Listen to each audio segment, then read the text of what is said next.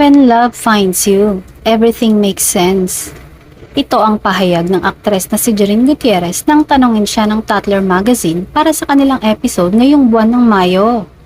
Dahil in love nga ngayon ang aktres at isa sila ng kanyang boyfriend na si Jericho Rosales ang napili para mag-cover ng kanilang magazine sa buwang ito. When love finds you, everything makes sense. Everything is sunshine. Everything happens for a reason. It's like depending on the time of your life. You feel everything from fear to like and excitement. The fact that you open up to it and then you allow yourself to be vulnerable. Ito ay ilan sa mga sagot nila sa What Happened When Love Finds You.